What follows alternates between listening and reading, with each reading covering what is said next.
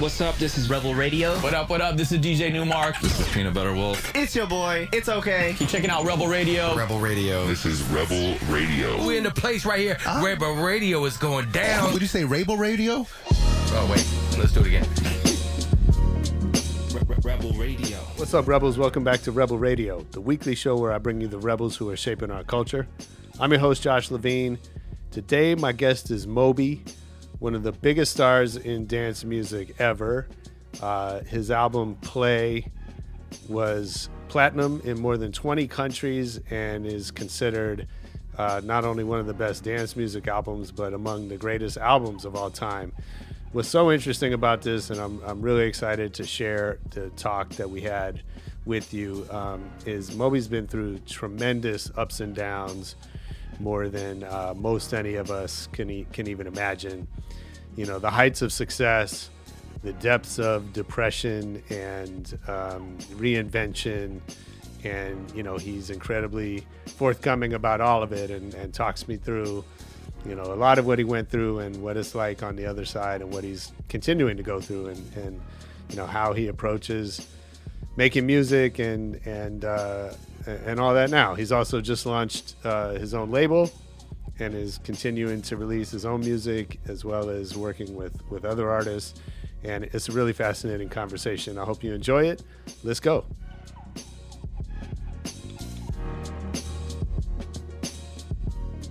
Hey man, thanks for doing this. Really excited to meet you finally, after following you for all these years. And looks like you got some really exciting stuff happening. So I'm excited to hear what you're doing with the label and all of it. Okay, great. Awesome. Well, yeah, I mean, I definitely want to talk about the label and some upcoming projects. There's a little bit of history I'd like to dig into to kind of get us to this point. And I always like to kind of start at the very beginning for people. So do you remember the first record you ever bought for yourself? Yeah, I absolutely do. The first record I bought was a 7-inch, and it would have been in the mid 70s. And it was Convoy by C.W. McCall. No way. And I remember it so profoundly clearly. I was with my friend Ron Little, and I was living in Stratford, Connecticut, and he found $5 in a drain.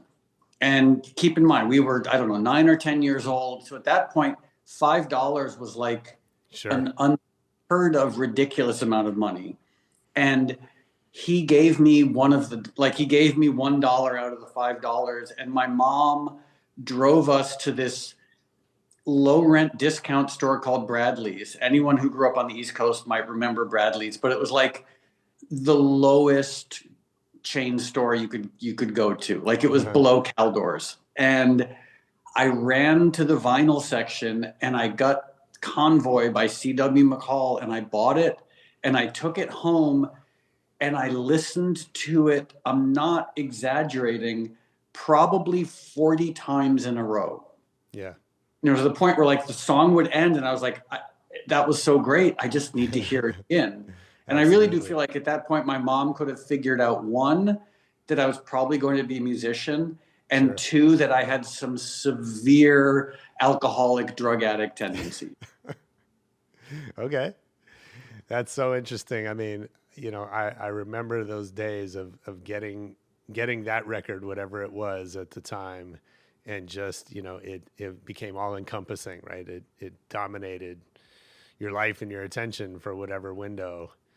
And I think it's, you know, those are formative experiences, right? That they really I remember every last detail. I remember what Bradley's smelled like, you know, this weird smell of like old hot dogs and knockoff rubber sneakers with 5 stripes on them. Like this weird pheromone of just fried food and sadness and plastic, but it smelled perfect to me because that's where I was able to get my first 7-inch single. Unbelievable. That's great. And then I know you grew up playing instruments. How did you start making electronic music, which obviously was not even really a thing at the time. Yeah, I mean, I started playing guitar when I was around 9 years old. And this was also in the mid 70s. And at that point, classic rock wasn't called classic rock. It was just the music you heard on the radio. Like there were two types of music on the radio. There was disco and there was rock. And then there was a lot of overlap, like, you know, Rod Stewart, Do You Think I'm Sexy? And the Rolling Stones, Some Girls. And I really wanted to fit in. And so I tried very hard to just play. I played classical music, I played jazz, and I tried to learn classic rock songs, like Stairway to Heaven, because my guitar teacher was obsessed with virtuoso guitar players. You know, people like Larry Carlton from Weather Report, or, you know, Jimmy Page, later Eddie Van Halen. And then in around, I guess, 1978, a few things happened. I heard The Clash on the radio, and I realized I liked this so much more than any of the, like, than the sort of banal classic rock that was being played 500 times a day. Sure. And then I heard Gary Newman and Devo. You know, Gary Newman Cars, as you might know, a lot of people would know, was a surprisingly huge hit in the late 70s in the States. And it was the first time I'd ever really heard like futuristic synth music. And so in my mind, there was like a year zero moment where, let's say it was like 1977, when, like, you know, The Clash, the Sex Pistols, Elvis Costello, Gary Newman, Devo, all of this music came out. And my friends and I, you know, we were 13, 14 years old living in Connecticut. We kind of had this unspoken agreement that we simply weren't going to listen to music made before 1977. And so we didn't care how it was made. We didn't really care who was making it, as long as it was made by people with short hair, as long as the songs weren't too long. Yeah. We didn't care if it was guitars or synths or drums or drum machines. And so, and clearly a lot of the musicians back then didn't care either. I mean, you look at a band like Killing Joke, who were a punk band, but half of their songs have synthesizers.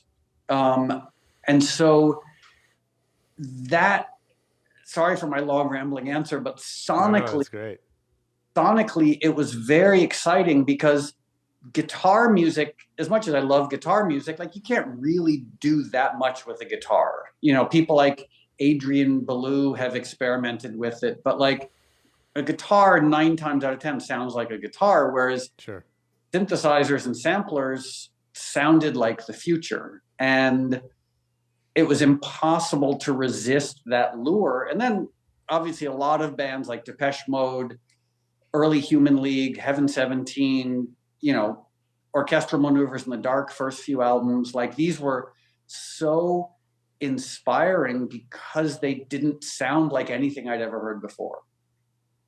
Yeah, that's fascinating.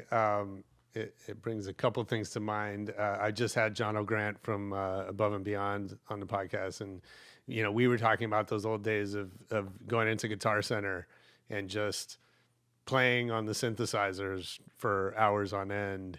And, you know, there was something about, you know, again, like, to your point, a synthesizer can sound like anything. It can sound, you know, it's infinite in terms of the what you can make with it. And I think that changed, you know, changed music and changed people's creative approach.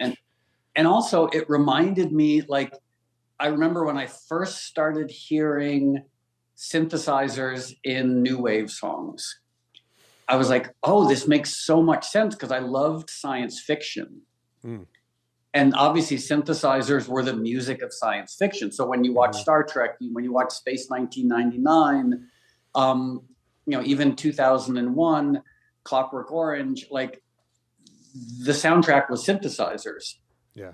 And it just seemed so exciting that in the late 70s into the early 80s, like, people were taking that aesthetic, that sonic quality of futurism, and making songs around it.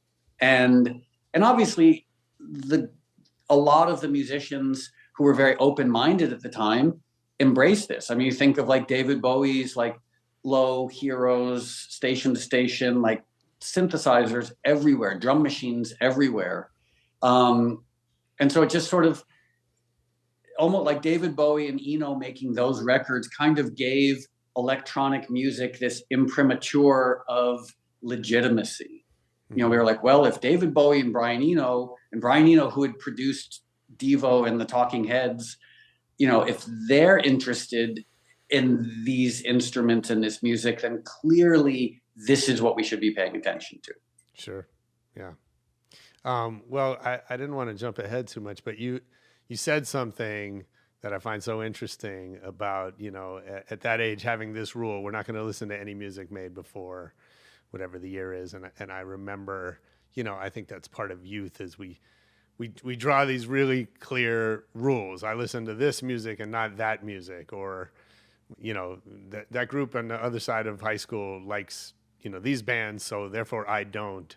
And then, you know, cut that against Play, where you referenced and sampled all of these old blues records, all of which were before that cutoff date that you referred to earlier. And I just find that so interesting that like how the rules change as we get older, and you know, it sometimes seem absurd or sometimes, you know, served a purpose.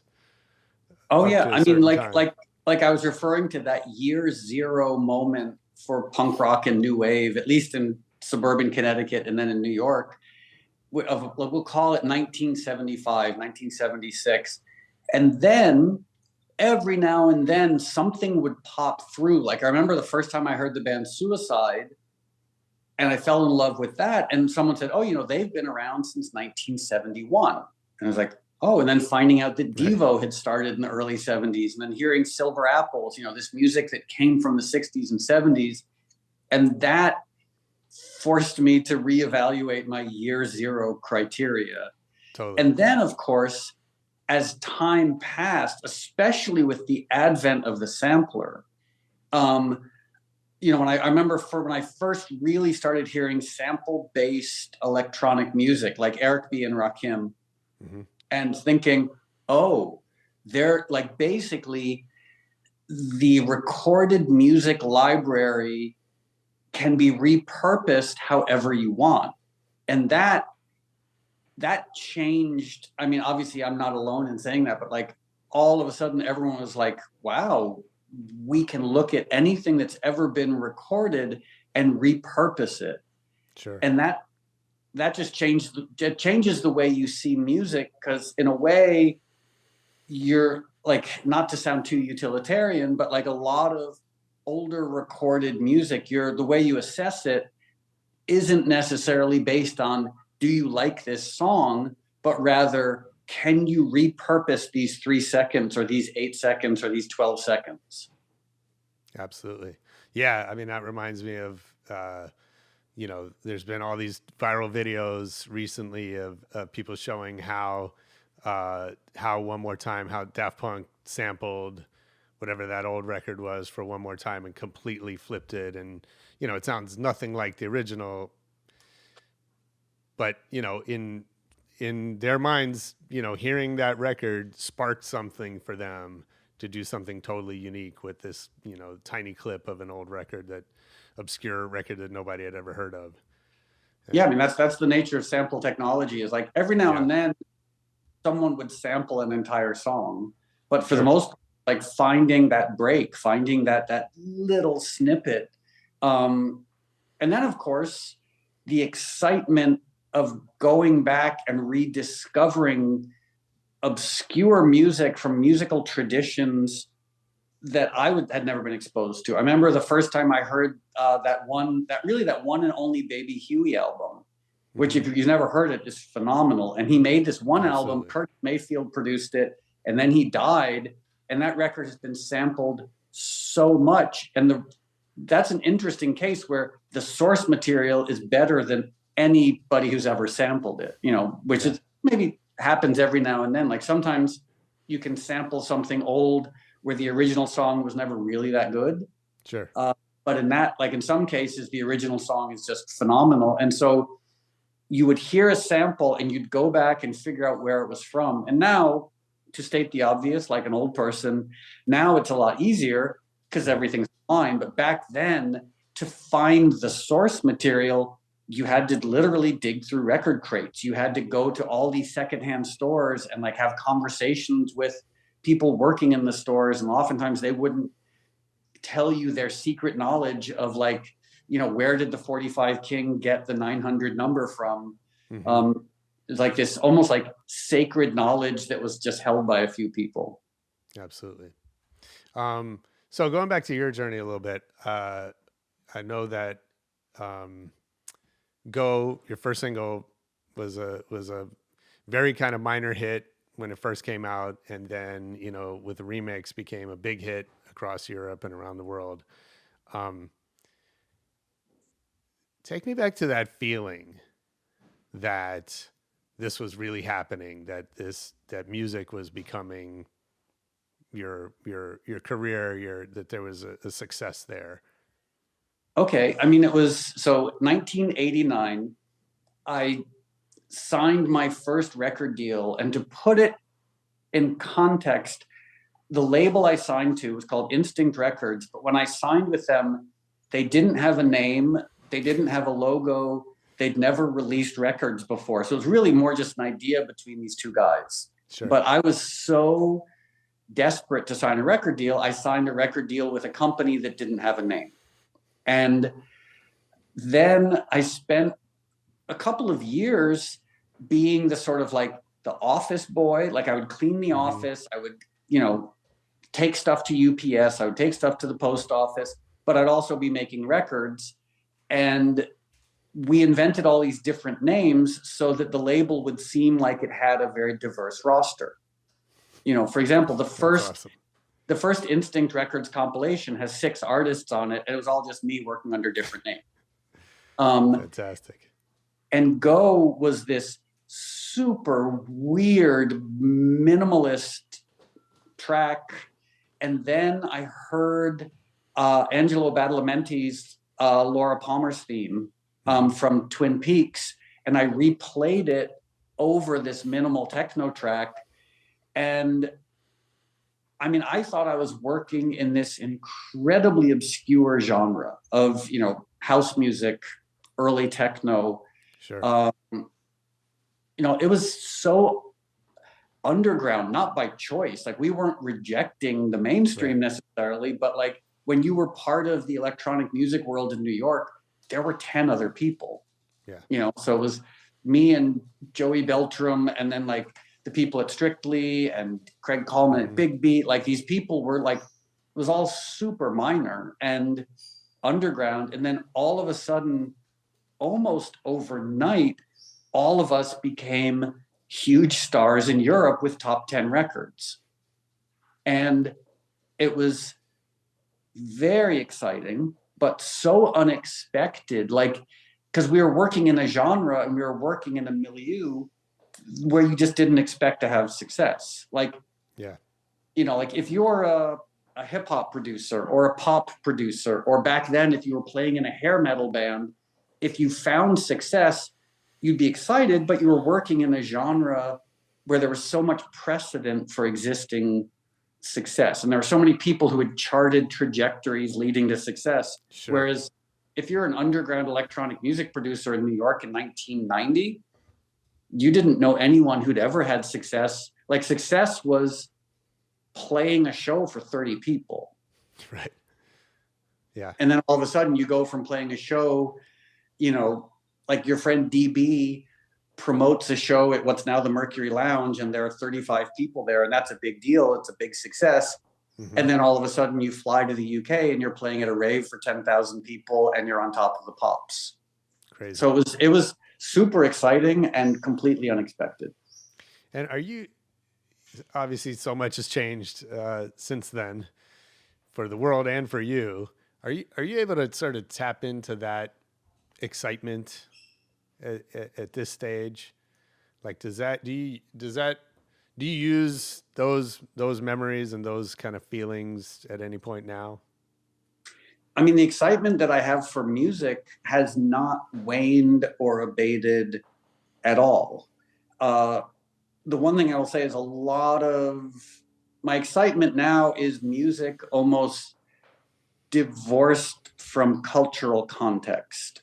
Back then, I loved house music and techno for the music, but also for the world it was coming from and the world it represented. This underground world of cool record stores and interesting venues and really interesting people. And, it was very contextual and very cultural.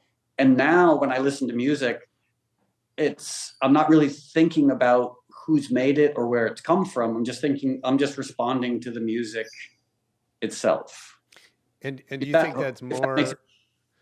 Yeah.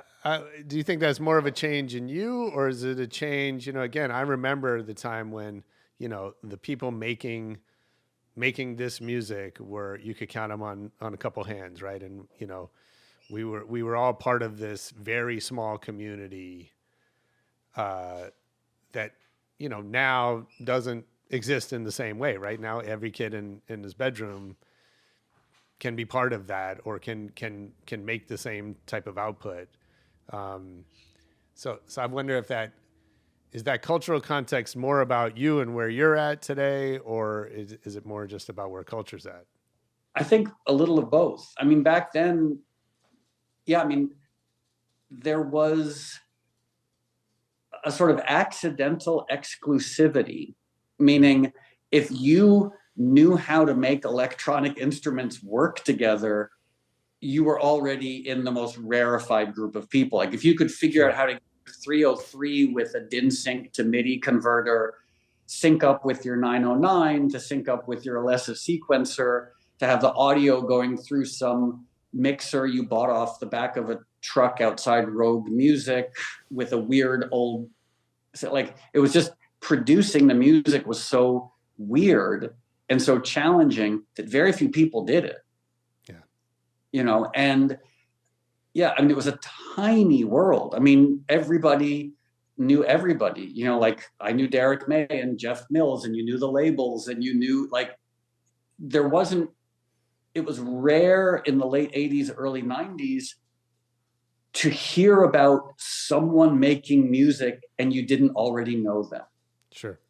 And then it was usually a 19-year-old kid, and then you would realize oh, that's that kid I see at Liquid Sky. That's the kid I've seen here. That's, so it was a tiny little world. And also, to sort of state the obvious, but it's also very interesting, is the genres were brand new.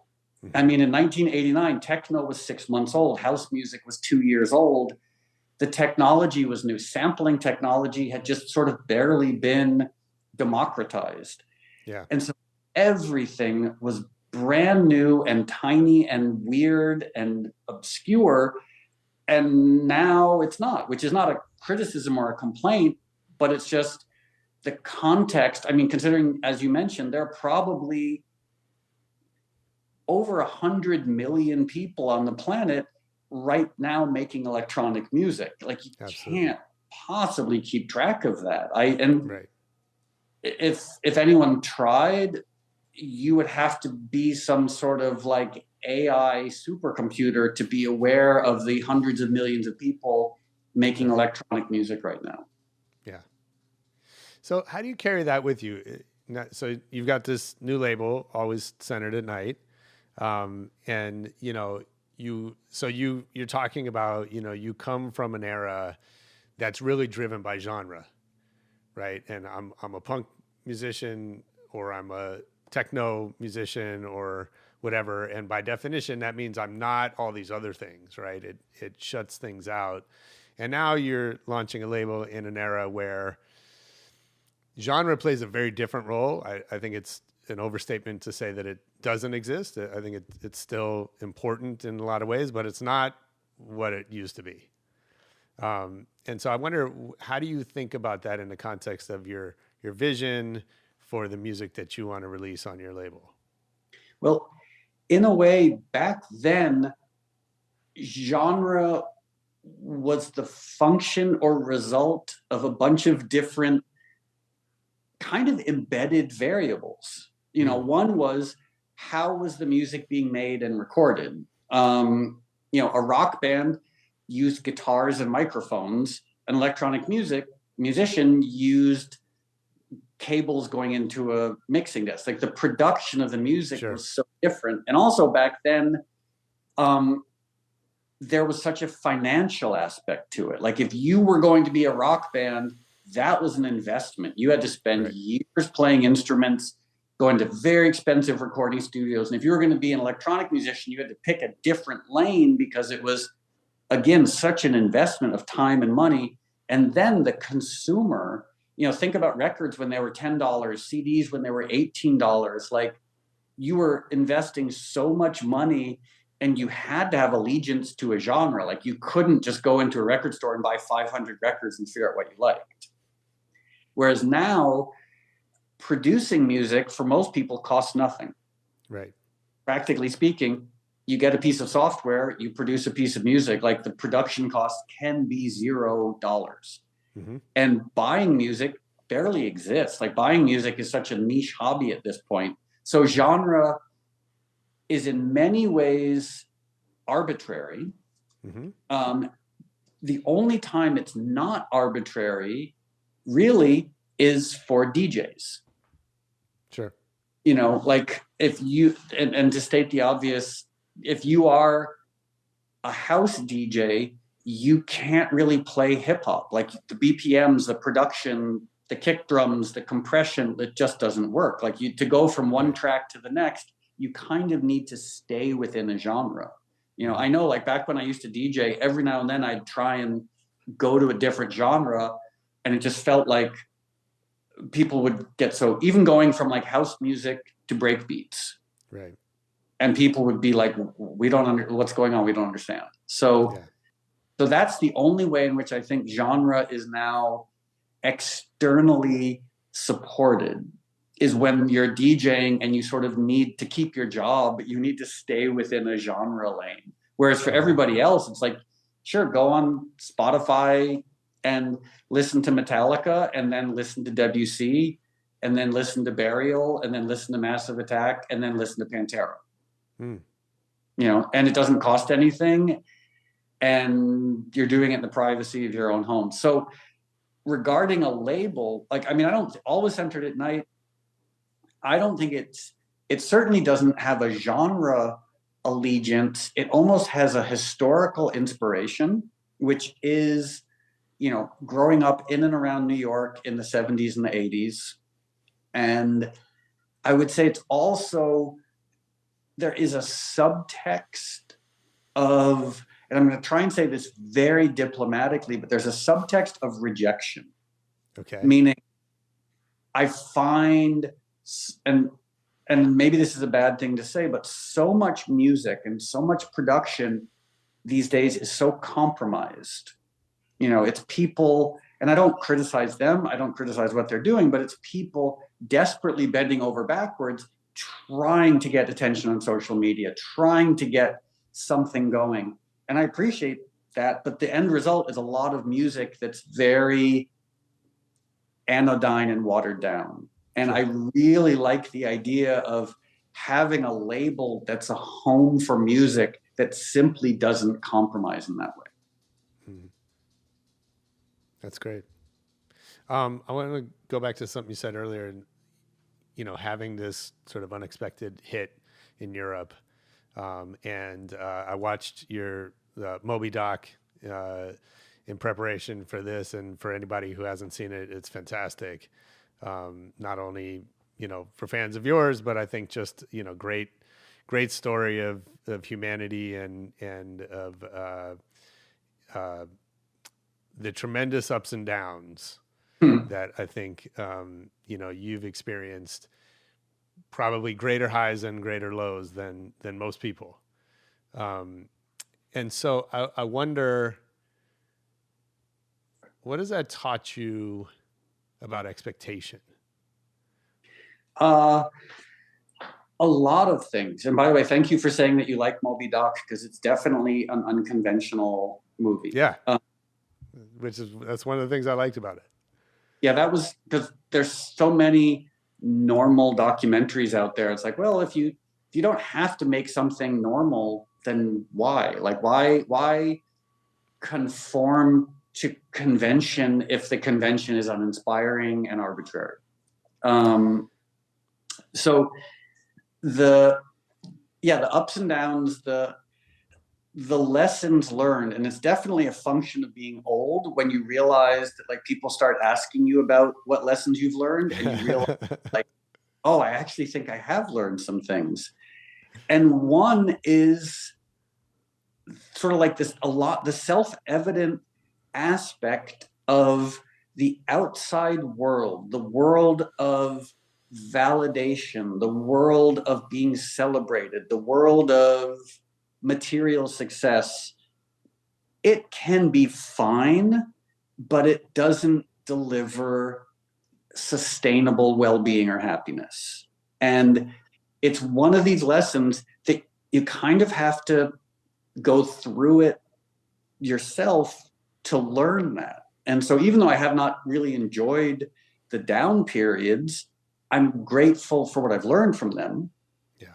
Because, like we can look at, like, for example, Donald Trump seems like the least happy person on the planet. Kanye is a billionaire and he's miserable. Elon Musk is the wealthiest person on the planet and he just seems like an angry lunatic.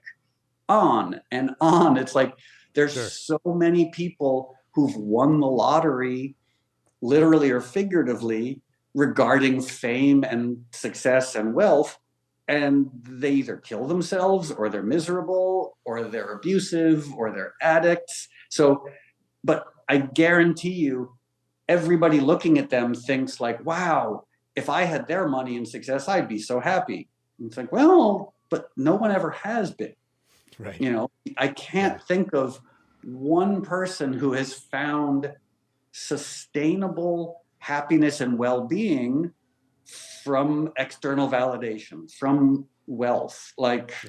I've met thousands and thousands of very successful, very wealthy people, and none of them seem terribly happy.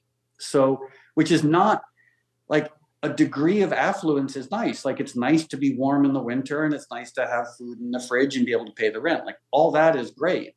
Sure. But I think I had made this assumption when I was growing up, and it's an assumption that I believe a lot of people make, which is if you find the right assembly of stuff, like the right amount of fame, the right amount of money, the right amount of validation, the right amount of hedonism and degeneracy, then all of a sudden you'll be happy. And it didn't work for me. And I have yet to meet someone who it's worked for. I live in LA, which is the land of people expecting fame, youth, money, et cetera, to deliver happiness, and then it doesn't seem to. And I lived in New York, also the land of that. London, like all these places I've lived in, and I've met the wealthiest, most famous, most beautiful, most successful people. And I guarantee you, none of them are happy in a way that is sustainable unless they have figured out a way of almost transcending circumstances. So two questions come to mind. One, where are you finding happiness today? What is the sustainable model that works for you? And two, what you say is such a valuable lesson, and it is, as guys in our 50s, it is like we tend to get to this point, if at all, later in life, right? Where we realize all the things we thought were going to bring us happiness in our youth didn't work. And so now having a label and working with young artists where you're sort of the elder statesman, can you impart that? Can you pass that down and allow them to learn from your lesson, or are young artists just going to go through it on their own and it falls on deaf ears? Yeah, it's a great question. And I presumptuously, there's a part of me that wants to hope that, taking the life lessons I've learned and imparting them to other people might help other people. But with so many things, like I feel like people have to go through it themselves. Yeah. And yeah, you can't live other people's experiences for them. You can talk to them and you can say, hey, I went through all this and it didn't work. And they're like, yeah, that sucks for you, but if I went through it, I'd be so happy. Mm-hmm. And you're like, well, okay. Thinking of Avicii and Kurt Cobain and Amy Winehouse and et cetera, et cetera. It's just like, there's no evidence to support that, but everyone has to go through it themselves. But regarding the earlier question of happiness now, so I remember about 15 years ago, I was dating a woman who was a Buddhist, and she gave me a Dalai Lama book for my birthday. And at the time, I was like battling alcoholism and addiction, and I was in a very bad, dark place. And I was like, okay, maybe this book will fix me. And I started reading it, and one of the first things in the book, I don't even remember the name of the book, was basically the Dalai Lama talking about how happiness results from being of service. Mm-hmm. And I was so annoyed by that. And I stopped reading the book. I was like, I don't want to be of service. I don't want to put other people's needs ahead of my own. I don't want to focus on things that are bigger than me. Like, I just want to be a selfish degenerate. But then I got sober, time passed, and I slowly realized this weird paradox that the more you prioritize selfishness, the less happy you are. And the more you focus on spirituality, on service, the happier you are. Mm. And part of it is a result of, and it's going to sound super pretentious. Then again, most things I say sound super pretentious, but it's almost like existential chaos theory, where a lot of selfishness and a lot of hedonism is very linear in a way that people expect selfishness and hedonism to have a direct line, like cause and effect, to happiness. Mm-hmm. And that's not the way the universe works. The universe is 15 billion years old, comprised of a trillion galaxies, beyond, so vast and ancient beyond our imagining, but we want to control things. And part of happiness is recognizing, like, oh, not only can I not control things, but I shouldn't, because when I do control things, I don't do a very good job at it. Mm. And part of that, and then the knock-on effect of that is saying, like, okay, well, what are the consequences of living in a selfish world? And it's, people destroying animals, people hurting each other, people destroying the environment. It's all the product of a broken species. And so then the question is like, okay, well, presumptuously, how can I try and be of service to this broken species, to try and make things not stupid and broken? And the last thing I'll say in my pretentious soliloquy is looking at the universe, whether it's science, whether it's spirituality, and recognizing how unbelievably fascinating and complicated it is. And the last thing I'll say about that is about 10 years ago, I was at David Lynch's house, which is some good name dropping. And David had this super fancy microscope, and he loaned it to me, and I took it home and I started looking at things in the microscope. And it was just this, all of a sudden I sort of had this sense of like, oh, the universe is so vast and so complicated and so unbelievably, I don't want intelligent, it put human perspective and human culture in a light that I was like, oh, humans know nothing. And as a human, I know nothing. And nothing is worse than knowing nothing and thinking you know a lot. So sorry for my long-winded spiel, but you tapped into something that I spend way too much time thinking about. No, I like that. That resonates with me. in a big way. And I don't want to make this about myself, but I'm married 19 years. And about 2 years ago, I had a moment where I thought, marriage is okay. We're here, whatever, but it could be better. And so I thought, what if I approach every day and every interaction with my wife from the perspective of how can I be the absolute best husband?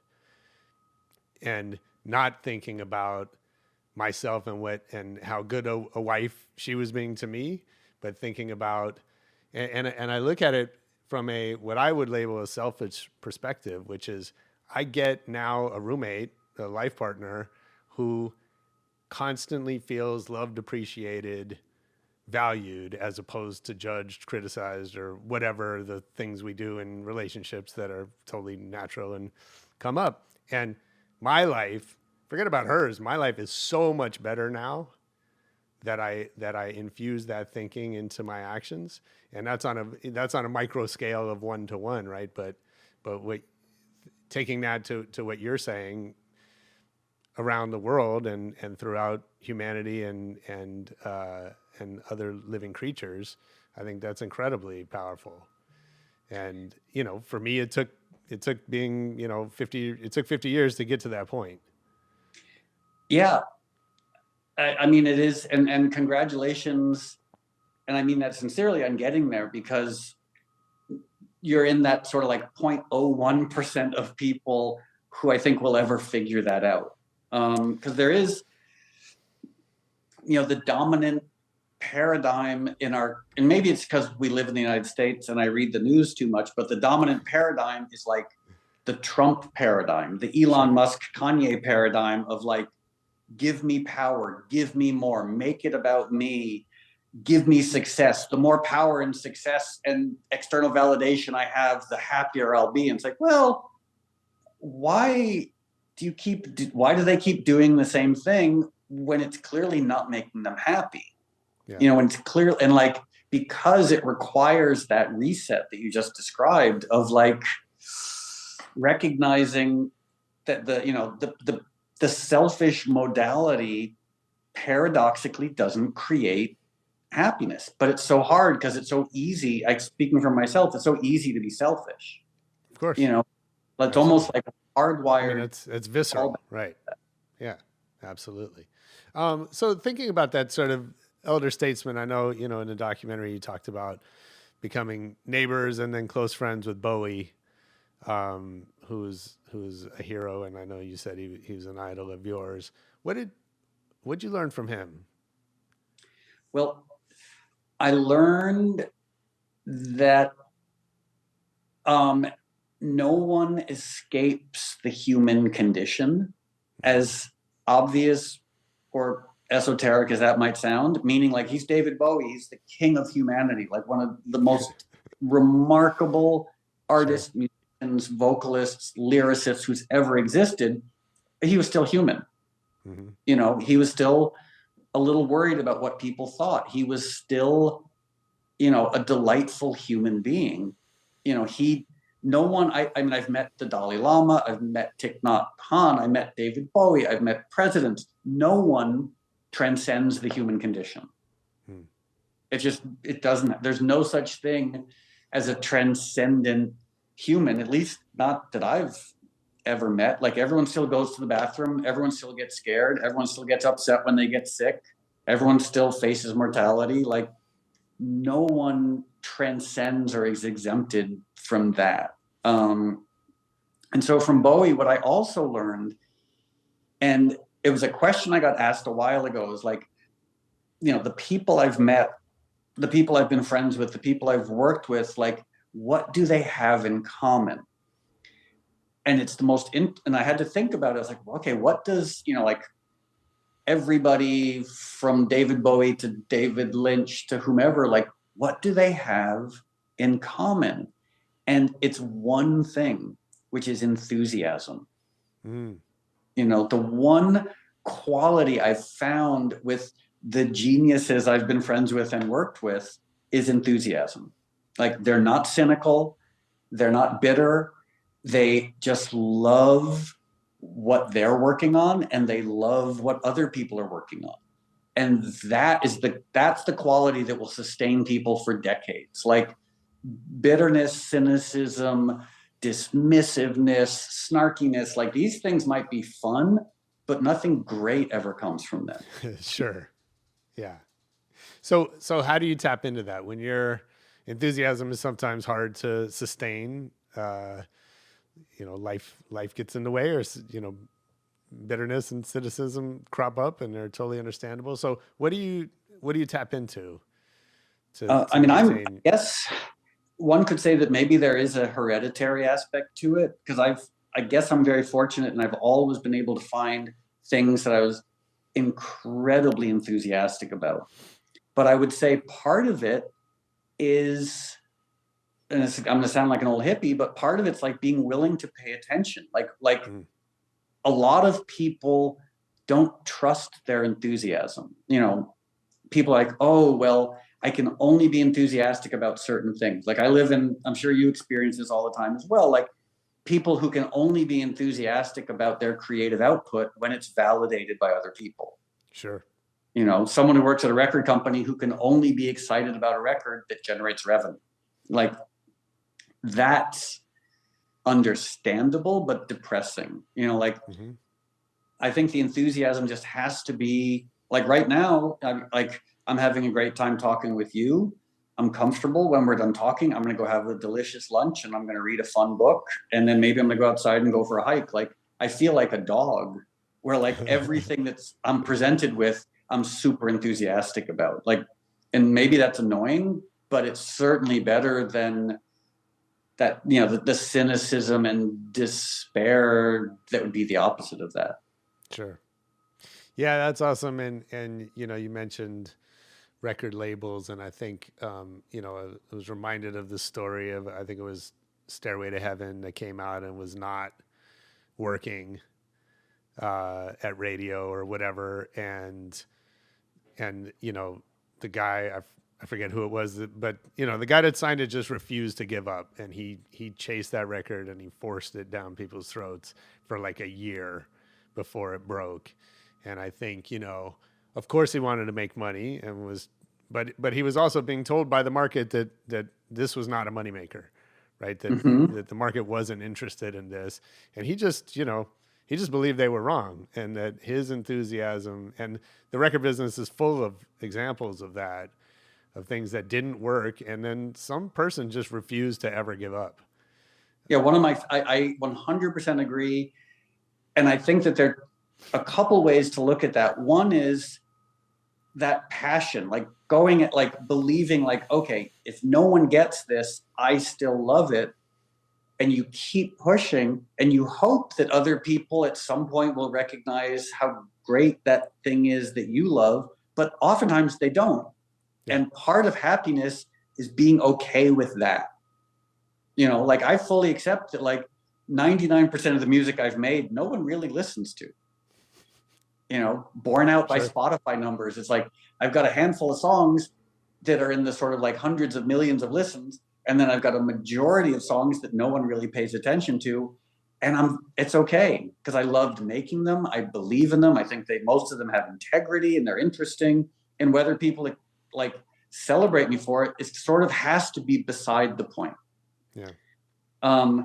Because the story like Stairway to Heaven is a great story. I mean, I just listened to it recently, and like it's actually like an unbelievable, everything about it's just such a phenomenal song. Sure. One of my favorite stories is Sound of Silence. It's so I don't know the story. It's Simon and Garfunkel were a folk duo, and they recorded Sounds of Silence as a folk song. So it's guitar and vocals, and that's it. And they released it, and nothing happened. And Paul Simon, I believe, went to the UK to go to university, and a producer at Columbia heard Sounds of Silence and loved it, and of his own volition took it into a studio and hired musicians to add the drums and electric guitar and bass on it. And they released it, and apparently it became a huge hit, and someone at Columbia called Paul Simon in the UK and said, "Oh, you might want to come back to the States because you have a #1 record." Oh, wow. So it's, yeah, I forget the name of the producer who did that, but he was this amazing sort of unsung Columbia producer who was behind so many amazing records. But it's that enthusiasm and love for the song, for the whatever it might be, and the process of making it, and not just being focused on the outcome, because we can't control the outcome. And especially, sorry to sound like an old cranky guy, but like a lot of very successful music today is not all that interesting. I hear a lot of it, I'm like, well, sounds like the musical equivalent of a sad shopping mall. And if that's what success is it worth accommodating a culture that is not worthy of respect? So it makes it a little easier to sort of, ignore and reject, a lot of what's going on in contemporary culture because it is so uninspiring. Sure. So how are you using that then in the new label? How, in terms of the artists you choose to work with, and I know you've got a new record with Jose James that I just heard this morning. That's awesome. How do you think about that? Who you want to collaborate with, what you want to put out into the world? For me, it's that very subjective element. Partially, I recognize that I'm not a great singer. And if I want to have great voices on my records, I have to work with other people or find beautiful old samples. It used to frustrate me that I was not a great singer, but now I just sort of accepted, like, oh, if I was a great singer, I wouldn't be able to work with all these different people. So the voice is such a huge part of it for me. And listening to people's voices, and I realized quite a long time ago, I'm never interested in generic perfection.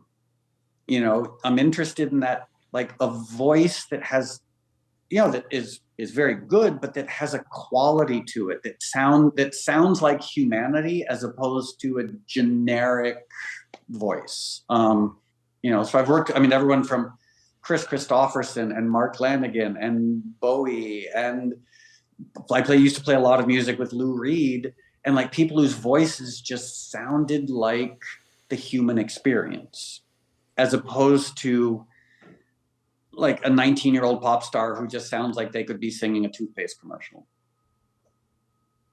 Yeah, that's great. There's a quote that I read of yours about, it says you have a disdain for our current fear-driven, algorithmic-based culture, which I think is kind of what you're referring to. So how does that impact your approach to building this label, which so much of music marketing, discovery, consumption is algorithmic driven? How does that work?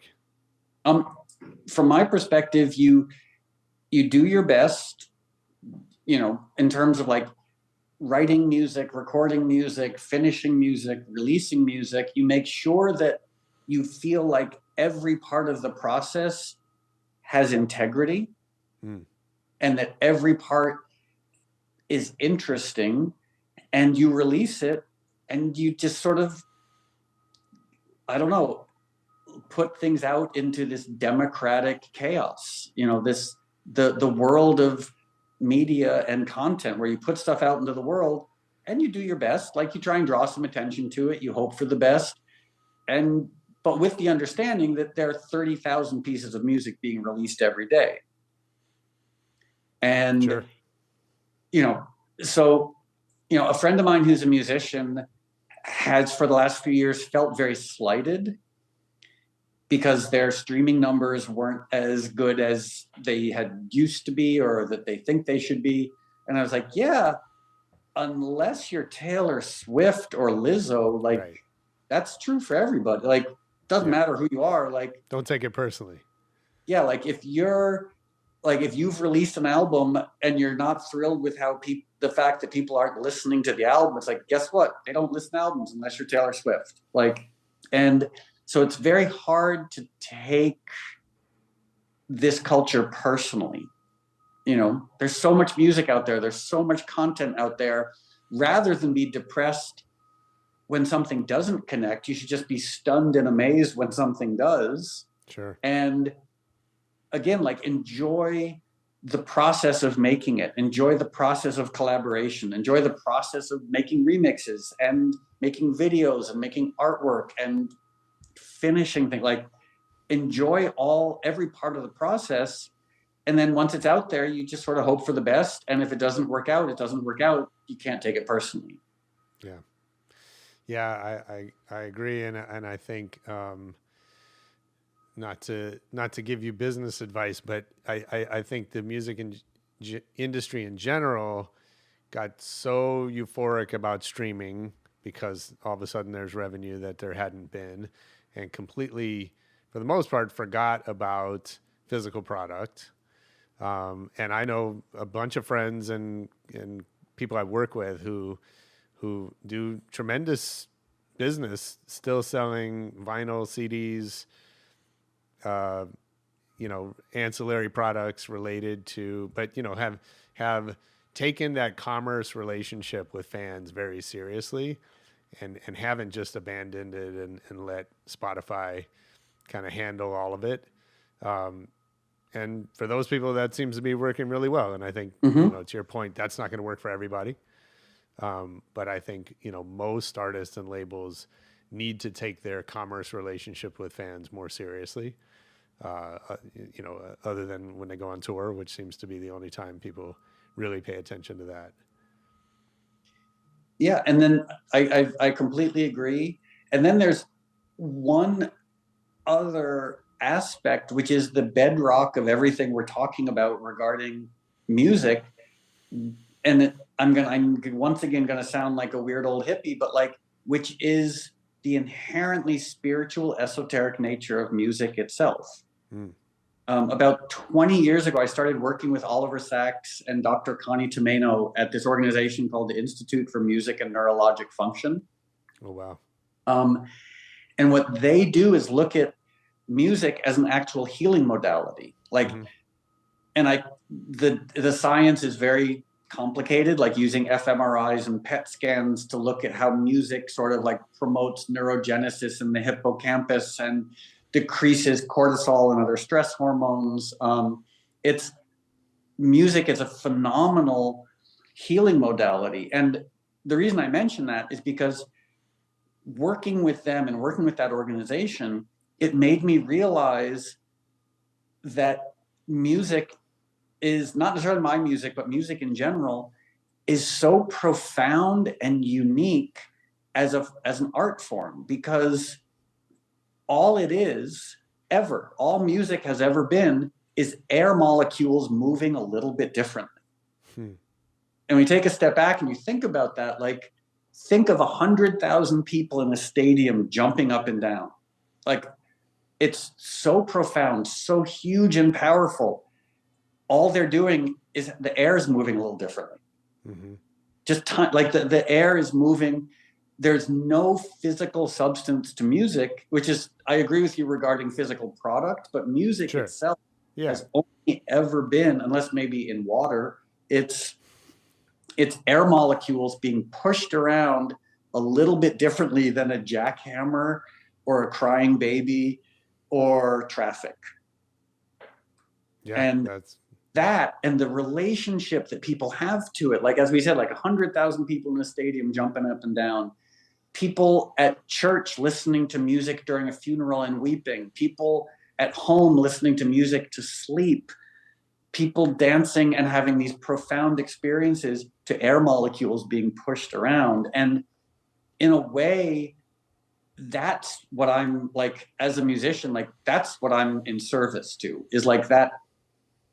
And it's a tricky thing to talk about because it does sound very new agey, but that esoteric power of music to reach people in the most intimate, powerful ways. And if I can, so like the fact that I'm a part of that, it's like everything else, whether it's revenue, record sales, external validation, reviews, etc., like that's all fun. But ultimately there has to be that focus on that powerful, esoteric, inherent quality of music. Yeah, I love that. And that's probably, I could keep talking to you all day, but that's probably a good place to wrap and let you get on with the rest of your life. I do have a quick lightning round, if you don't mind indulging me for just a couple minutes. Okay. What's your favorite city to travel to? Favorite city to travel to? You know, I hate to say it because it's so obvious, but like, is going back to New York. Because I was born in New York. I spent most of my life living in New York. And going back, because I don't live there anymore, when I go back, I'm reminded of how beautiful it is. It's the bridges and the rivers and Central Park. Like when I lived there, I rarely recognized the beauty of it. Sure. And now when I go back, I just see how many cities are basically completely surrounded by water, which might not do too well as the climate changes, but that it's such a constant, like that fascinating physical beauty, the architecture, the bridges, the rivers, etc. I love it. Who's your favorite DJ? My favorite DJ is Shepard Fairey. Shepard DJs a lot in Los Angeles, usually at charity. And he is the most eclectic DJ. And granted, we grew up with the same records. So every time I go hear him DJ, he plays something that completely surprises me. Like the last time I went to hear him DJ, he played one of the Public Image Limited songs from Second Edition. I forget which one it was. Maybe it was even one of the instrumentals. And I was like, I haven't heard this in forever. So yeah, definitely Shepard Fairey as my favorite DJ. That's awesome.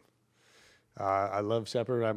My house is filled with his artwork, and I've seen him DJ a bunch of times, but and he keeps doing it. And he doesn't. Yeah. Yeah. And the music he plays is just, every single time he's surprised me with something I just wasn't expecting. That's great. What's the last great book you read? The last great book. Well, I read a lot of fiction that I'm not proud of.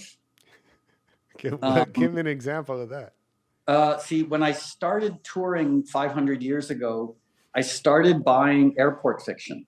Okay. And before that, I had been a literary snob. I was a philosophy major at college, so I only read philosophy, and I read, Eyeless and Gaza by Aldous Huxley. Like I was such a snob. And then for the last couple of decades, I've read the stuff that you see in airports, like Michael Connolly and Harlan Coben, and the fun page turners.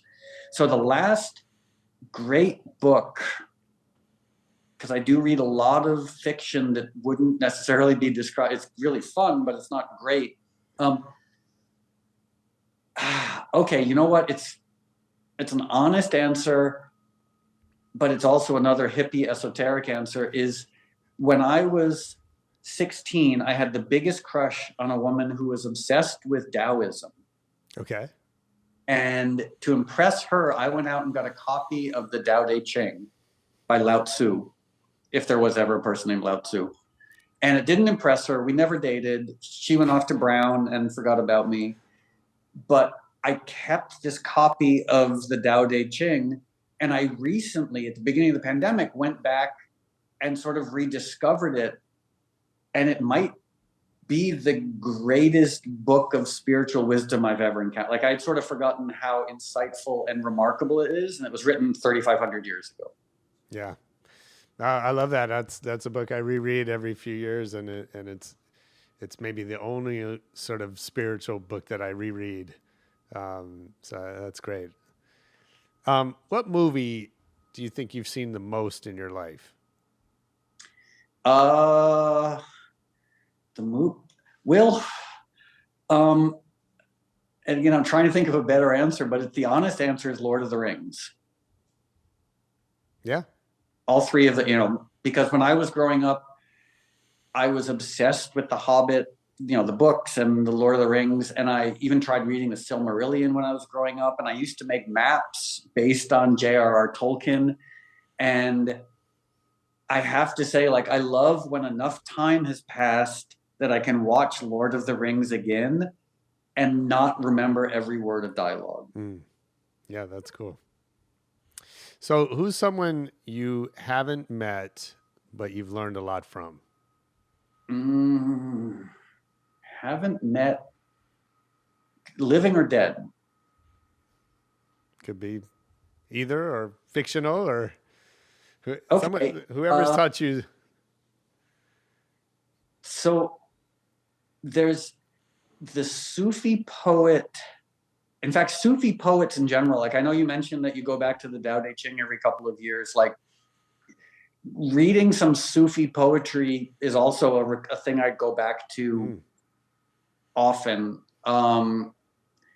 which is tricky because obviously Rumi is on every single herbal tea bag, and it's very overquoted, but the underlying premise of Sufi poetry I find to be really inspiring. And so rather than pick a person, I'd say one of those three main Sufi poets, Kabir, Hafiz, and Rumi, just, I get a lot of inspiration and delight from reading their poetry. That's cool. So last question, if I worked for you, let's say I worked at the label, what's something I would hear you say over and over? Boy. I mean, unfortunately, let me think. I'm going to say, that's a good question. I don't know, because I think in some ways I'm a good boss, and in some ways I'm a terrible boss. Tell me about. Give me one example of each of those. I guess I can be a little being a good boss is I hope I'm generous. I mean, the people I work with, I kind of respect and encourage their creativity. I hope I give them good bonuses and and time off whenever they want it, and I give them really interesting projects to work on with a lot of autonomy.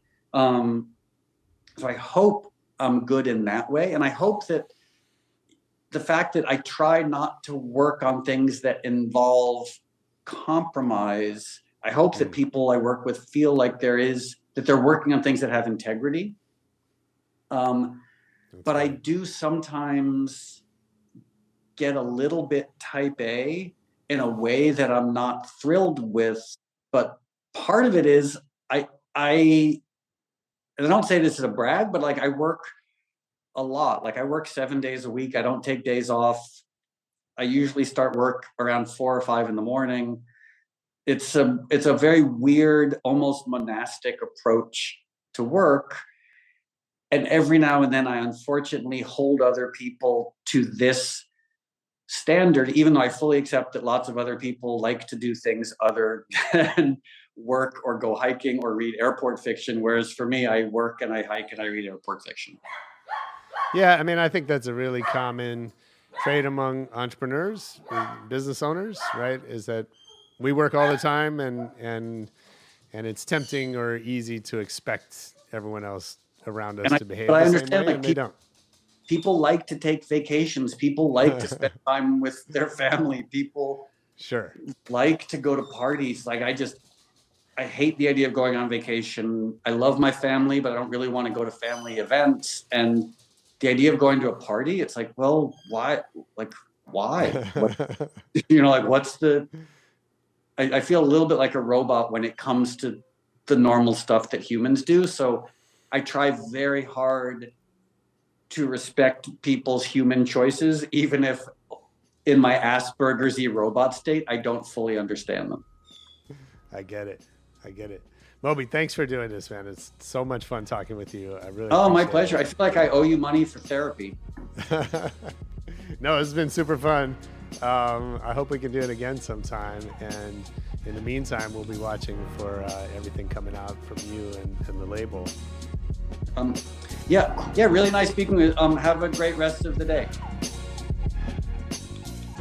Yeah, that was Moby on Rebel Radio. I hope you enjoyed it. I know I did. Make sure you check us out on YouTube. We have videos of all of our episodes. And if you have questions for us, you can hit us on Twitter, Facebook, Instagram, whatever. Most importantly, come back next week for more Rebel Radio. Peace.